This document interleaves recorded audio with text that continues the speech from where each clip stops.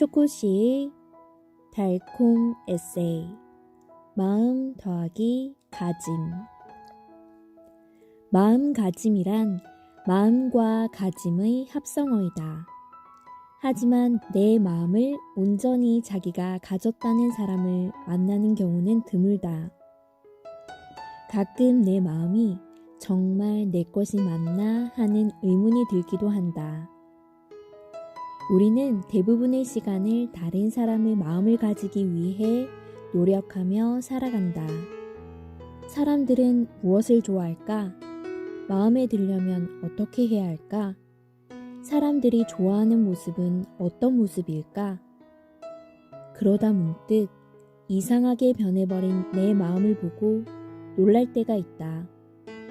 어쩌다 마음이 이렇게 슬퍼하는지, 외로워졌는지 이해가 가지 않아 난감해하기도 한다. 그럴 때마다 내 마음이 내 것이 맞는지 묻고 싶어진다.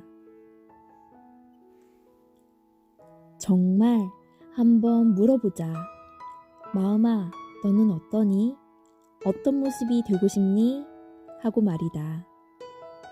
다른 사람의 마음을 얻으려 노력하는 만큼 내 마음을 얻기 위해 노력해보자. 모든 일은 마음가짐에 달려있다는 말이 있다. 내 마음을 내가 갖는 것이 무엇을 하든 중요하다는 말이다. 조금 더 다가가 보자. 내 마음이 무슨 말을 하고 싶은지 말이다. 또 무엇을 싫어하고 무엇을 좋아하는지, 내 마음이 정말 나의 마음인지 확인해 보자.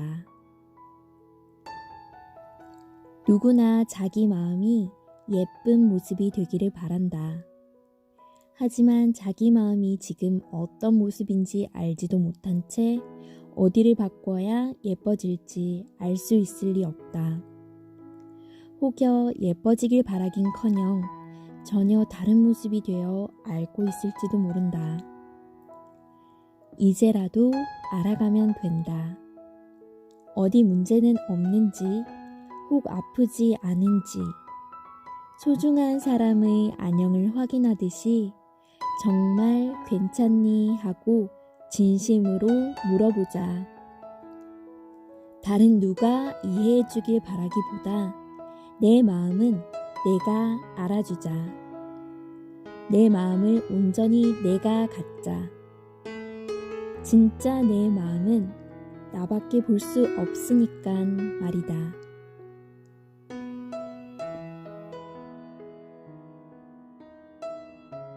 술과 사람. 드라마 미생의 원작자인 윤태호 작가 말 중에 내가 좋아하는 구절이 있다. 내가 회사 생활을 시작하고 가장 좋았던 게 술을 배운 것이다. 정말 멋지게 공감한다. 술을 배웠다는 말은 술을 처음 마셨다는 의미가 아니다. 술이라는 것이 무엇인지 진지하게 고민한 후 살아가며 어떻게 마주하고 대해야 할지를 알게 되었다는 뜻이다. 20이 지나 술을 처음 마셨던 것 같다. 술에 약했지만 술자리를 굳이 피하지는 않았다. 다행히 주변에 부어라 마셔라 하는 친구도 없었고 현실 도피해야 할 만큼 술이 세지도 못했다. 딱 어울릴 수 있을 정도만 마시면 됐다. 하지만 사회생활이 시작하니 내가 선택할 수 없는 술자리가 많아졌다. 불응시, 관계의 리스크가 생기는 술자리도 있었다. 처음 사회생활을 시작한 부서는 회식 문화가 활성화되어 있던 편이어서 피할 수 없는 술자리가 많았다. 연속되는 술자리에 몸도 마음도 지쳐 술에 진저리가 났었다. 지금도 여전히 술 자체는 싫다. 몸을 달아오르게 만들고 판단력을 흐리며 다음날 일상에 지장을 주기까지 한다. 하지만 이건 말 그대로 알코올을 몸에 주입시켰을 때의 얘기다. 술은 술잔 안에 담긴다. 찰랑이는 술잔 건너편엔 술병을 든 상대가 있다는 것을 알게 되기까지 제법 시간이 걸렸다. 사회는 차갑고 냉정하며 핏대선 전장과도 같다. 뺏고 뺏기는 치열한 기싸움이다. 학창시절 울타리한 양떼들처럼 서로의 털을 비비며 온기를 나눌 상황이 아니라는 말이다. 사회에서 만나는 우리는 모두 자신만의 갑옷을 입은 뒤에 전장에 들어선다. 그 긴장을 한풀 내려놓을 수 있게 해주는 것이 술이었다. 몸이 달아오르고 판단력이 흐려지면 갑옷도 한꺼풀 풀어놓는다. 그리고 갑옷 안엔 여전히 온기를 나눌 수 있는 뽀송한 털이 있다는 것을 확인하고 또 확인시켜준다. 안심된다. 상대도 나랑 같은 사람인 것이다. 비로소 서로가 버텨야 했던 갑옷의 무게에 대한 위로와 그리웠던 온기를 나눌 수 있다. 술은 분명 독이다. 하지만 독을 나누면 온기가 된다. 입사 초년에 술을 많이 마셨지만 제대로 배우지 못했던 이유는 독을 혼자 감당하려 했기 때문이다. 술은 감당하는 것이 아니라 나누는 것이다. 이것을 알게 되는데 제법 시간이 걸렸다. 나도 어느새 사회의 한 부분이 되어 여러 사람들을 만나며 상처를 받기도 하고 때론 주기도 하다 보니 깨닫게 되었다. 술을 통해 누군가와 이어질 때 독은 온기를 전하는 매개체가 된다.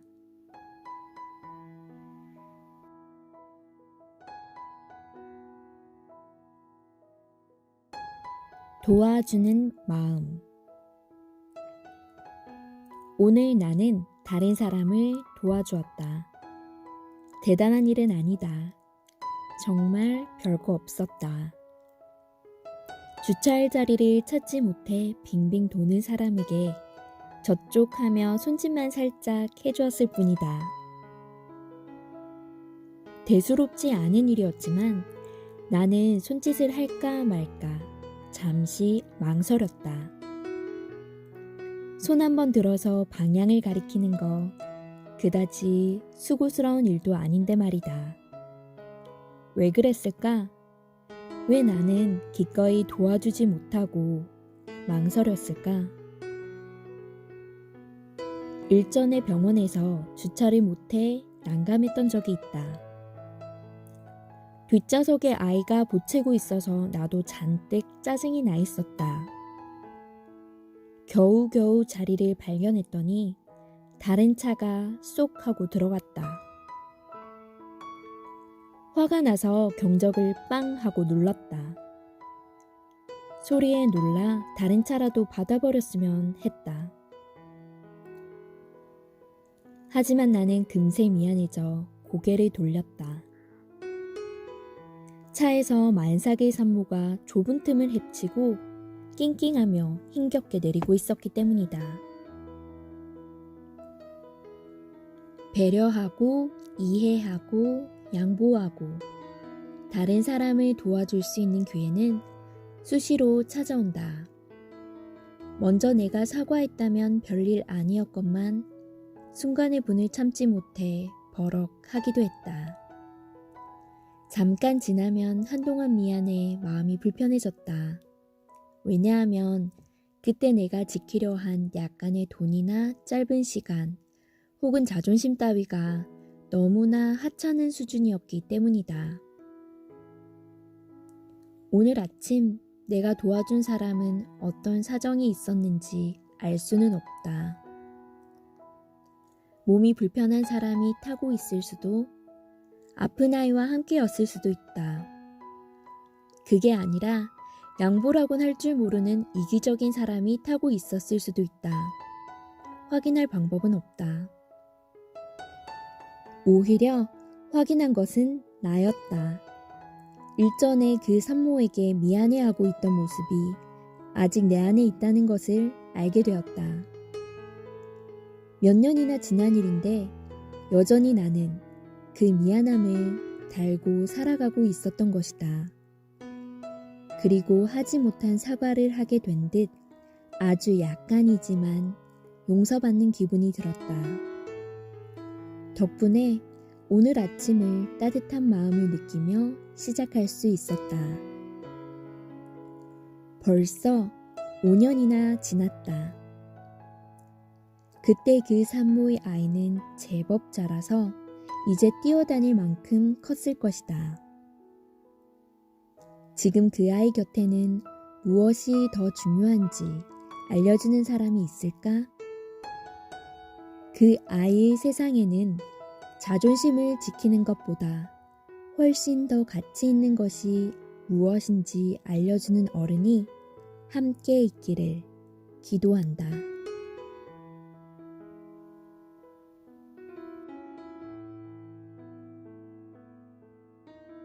아이를 처음 만난 날. 아이를 처음 만난 날을 기억한다.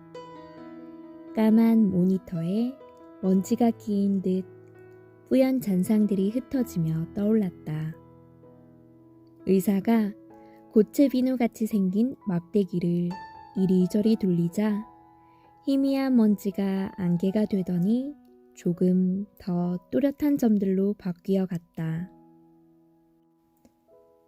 어떻게 소리를 볼 수 있을까?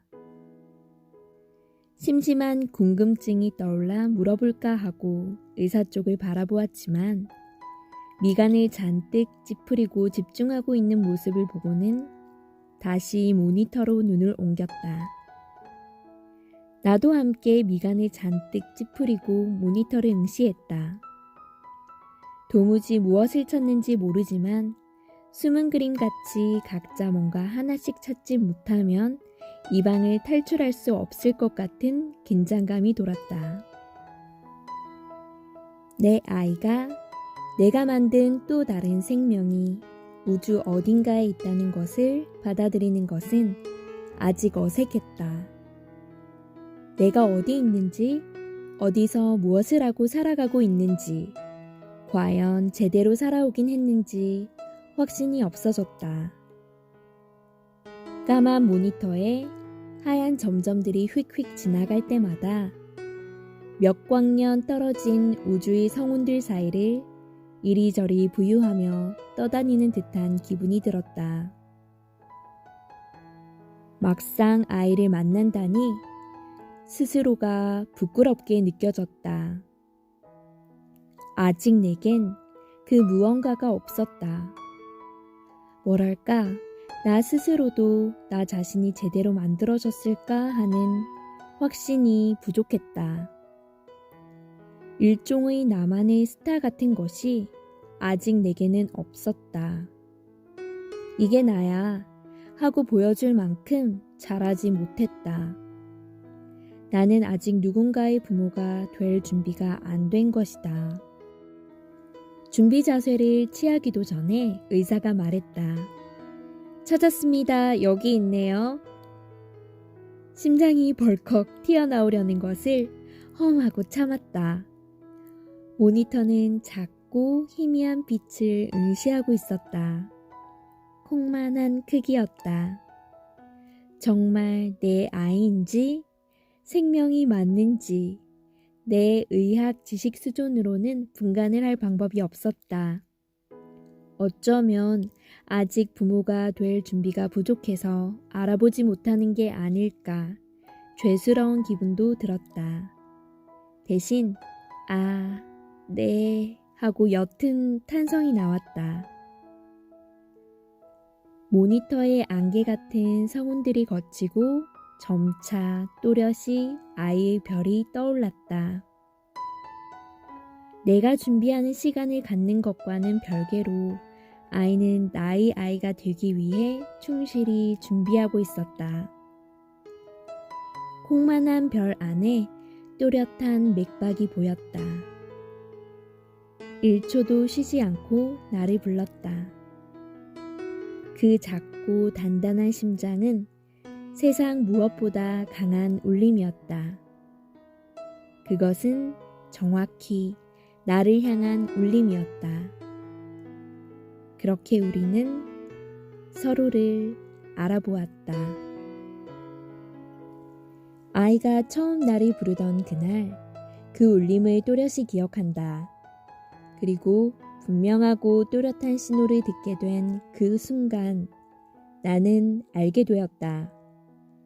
내 인생의 모든 여정들이 이 신호를 쫓아왔으며 앞으로 나는 이 신호에 응답하기 위해 살아가게 될 것이라는 걸 말이다.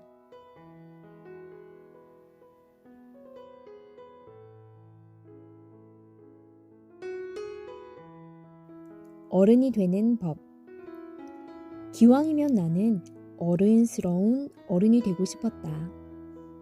직장을 2번이나 옮긴 이유는 도무지 내가 어떤 모습이 되고 싶은지 알 수 없어서였다. 직장을 옮길 때마다 부서장과 면담을 했다.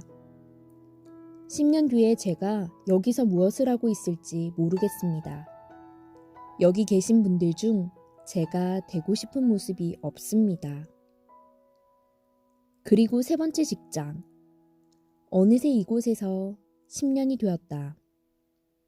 나는 내가 바라던 모습이 되었을까? 미안하지만 아직까지 내가 되고 싶은 어른스러운 모습은 되지 못했다. 일에 치이고 생활에 치여 정신없이 살다 보니 왜 이 직장을 선택했는지조차 잊어버리고 살고 있었다. 나는 한 발자국도 내딛지 못했다. 나는 그대로인데 나를 보는 눈은 바뀌었다.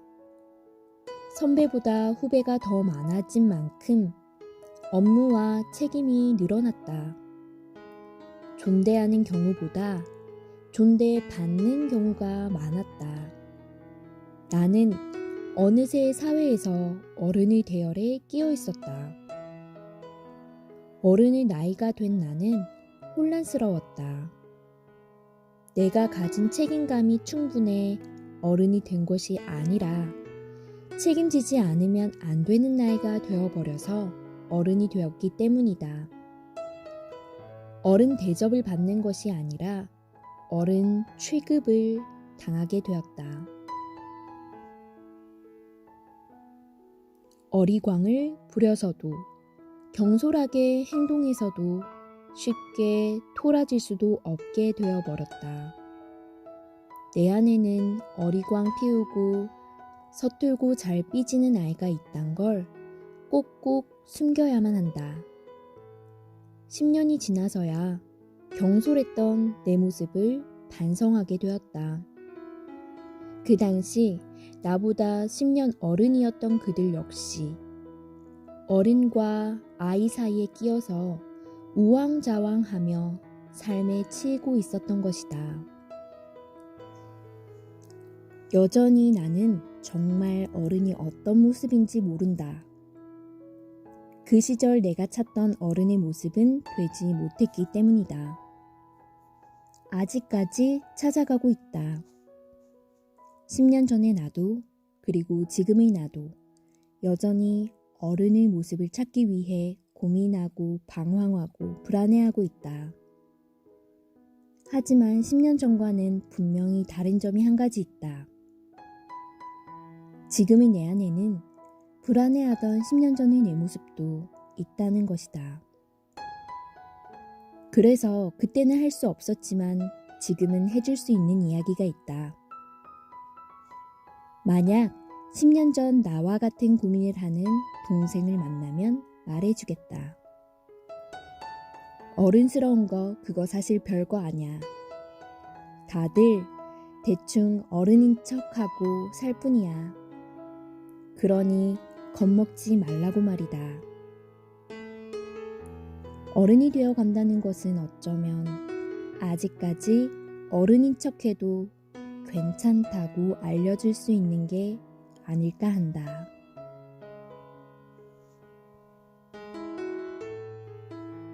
예의는 지능이다. 배움은 끝이 없다. 배우면 배울수록 겸손해지는 것이 정상이다. 배우다 보면 결국 자신의 한계도 배우게 되기 때문이다. 그래서 배운 사람은 지식을 기꺼이 나누고 겸손한 태도를 잃지 않는다. 반면 배움이 부족한 사람은 다르다. 자기가 아는 것이 다라고 착각한다. 스스로를 과대평가한다. 자만해서 더 배우려고 하지 않고 가진 것을 나누지 않는다. 그나마 얄팍한 지식으로 다른 사람을 무시하거나 비아냥대기도 한다. 무식하면 용감해지는 이유이다. 무례하고 교만하다. 특히 회사같이 관계가 좁고 같은 일을 반복하는 곳에 그런 사람이 많다. 세상이 바뀌었지만 시야를 더 넓히려 하지 않는다. 일은 안 바뀌어도 세상과 사람이 바뀌었다. 그럼 일하는 방법도 바뀌어야 한다. 꾸준히 배워야 한다. 하지만 자신이 알고 있는 선에서 요지부동 움직이려 하지 않는다. 들으려 하지도 더 알려고 하지도 않는 사람, 소위 말하는 꼰대다. 이런 사람이 있었다. 미국을 다녀왔는데 자꾸 외진 도시 한두 군데를 가보고는 그 나라 사람을 다 아는 듯이 떠벌리고 다녔다. 깔보듯이 혹은 비아냥대듯이 아는 것을 떠들었다. 작은 도시를 잠깐 가보고는 미국을 다 아는 양 우쭐해했다. 정말 부끄러운 행동이다. 막 입사한 사원을 몇 번 보고는 그의 모든 것을 파악하였다는 듯이 쟤는 저래 이래 하고 사람을 평가하고 다녔다. 자기는 회사를 오래 다녀봐서 척 보면 안단다. 참 우스운 노릇이다. 거대한 대륙의 작은 부분만 보고 전체를 판단하는 우를 범하지 말자. 사람의 한 부분을 보고 그의 평생을 파악했다고 착각하지 말자. 보이는 것만으로 경솔한 판단을 하는 사람들은 자신 역시 더 볼 것 없는 사람임을 인정하는 것과 같다. 가능성은 벽 뒤에 있다. 그 벽을 넘기 전까지는 절대 보이지 않는다. 벽을 넘어가며 성장해온 사람들은 오히려 겸손하다. 나이가 어리다 하여 무시하지 않는다. 가로막는 벽이 많을수록 성장할 가능성도 많다는 것을 알기 때문이다. 잊지 말자. 아직 가보지 않은 땅에 신대륙이 있다. 새로운 가능성은 살아온 날에 있는 것이 아니라 아직 살아보지 않은 날에 있다는 것을 말이다. 이 단순한 진리를 아는 유일한 방법은 꾸준한 배움뿐이다. 예의는 지능이지 성향이 아니다. 꼰대는 나이나 세대의 문제가 아니다. 바로 지능과 태도의 문제이다. 항상 누구에게나 배우려는 자세. 이 자세가 바로 예의이자 겸손이다.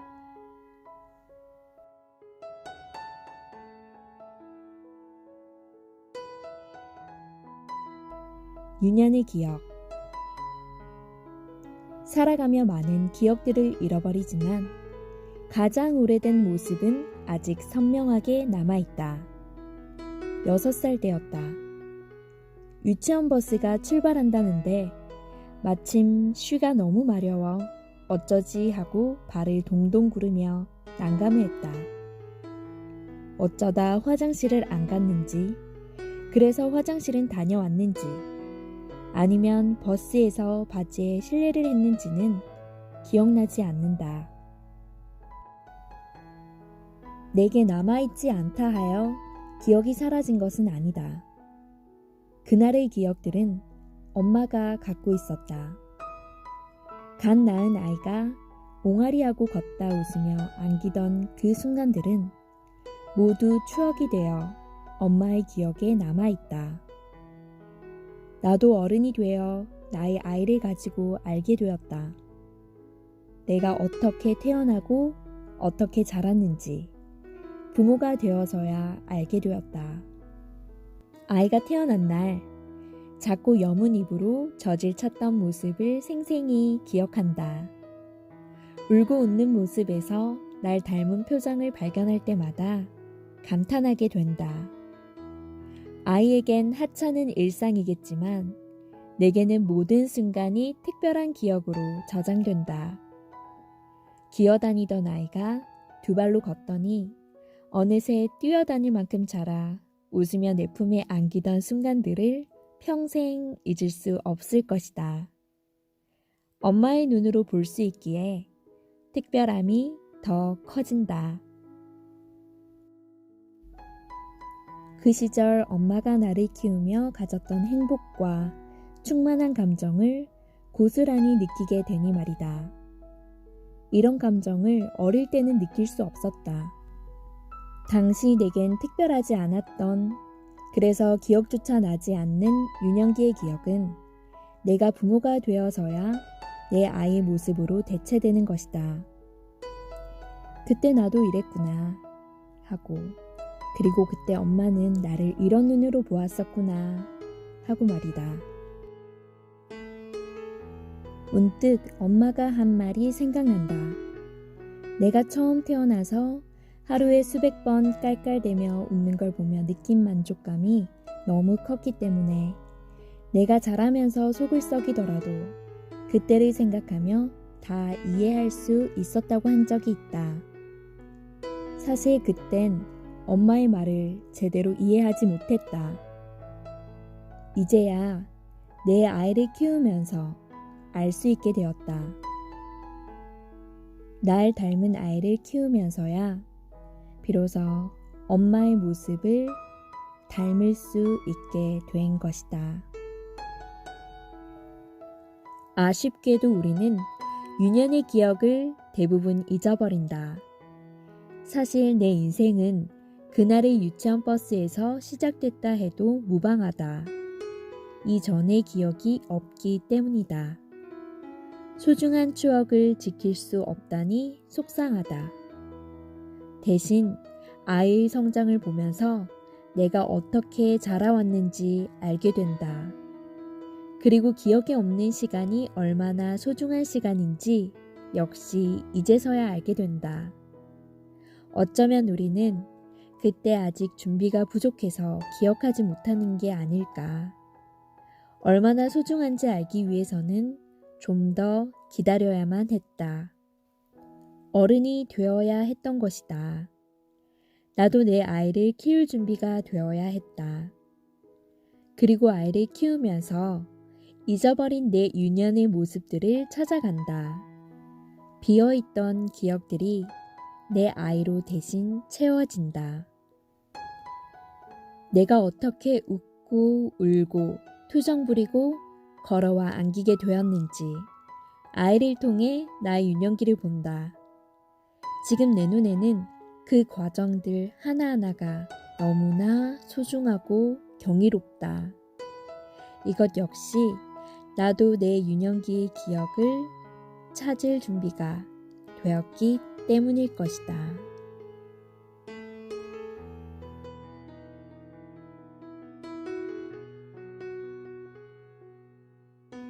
참사리. 10년 전 웰빙이란 말이 유행했다.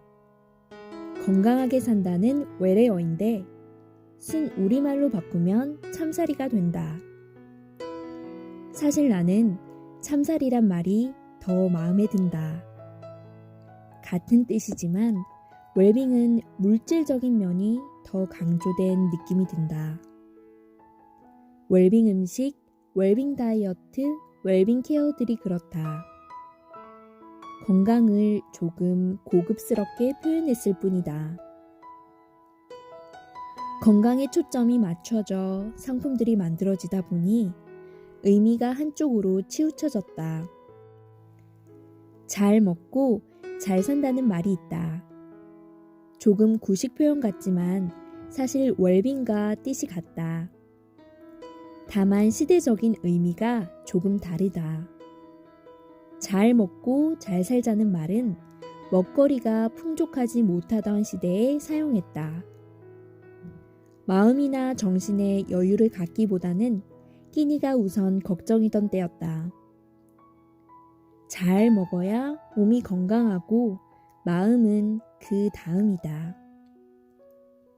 같은 뜻이지만 의미의 중요도가 조금 다르다. 웰빙은 그보다 생활 수준이 조금 더 나아진 시대에 나온 말이다. 음식의 질에 조금 더 포커스가 맞춰지기 시작했다. 건강하기 위해 좋은 음식을 찾는 시대가 된 것이다. 웰빙이 헬스케어와 연관된 상품이 많은 이유도 그 때문이다. 하지만 시간이 가면서 웰빙은 유행어처럼 빠르게 사라졌다. 상업적인 용도로만 과하게 소모된 것이다. 웰빙의 본래의 뜻은 육체적, 정신적 건강의 조화이다. 하지만 정신적인 건강은 상품으로 생산 홍보가 어렵다. 대신 웰빙은 식품, 다이어트, 헬스케어 제품을 설명하는 데 집중적으로 사용되었다. 덕분에 한철 유행했던 음식처럼 이제는 웰빙이란 단어가 들어간 제품마저 어쩐지 구식이라 느껴진다. 그래서 나는 참살이라는 단어에 오히려 호감을 갖는다. 웰빙과 뜻은 같지만 본래 의미가 상업적으로 희석되지 않았다. 잘 팔리는 건강 제품 같다는 느낌이 덜하다. 하지만 웰빙이나 참사리 같은 단어는 언제든지 다시 유행할 것이다. 물질만은 결코 정신을 충족시킬 수 없기 때문이다. 참사리가 아니어도 좋다. 다시 우리 사회가 건강한 삶에 대해 초점을 맞출 때가 올 것이다. 그땐 우리 의식 수준이 지금보다 성숙해져 물질적인 건강과 정신적인 건강을 조화롭게 고민할 수 있기를 기대한다.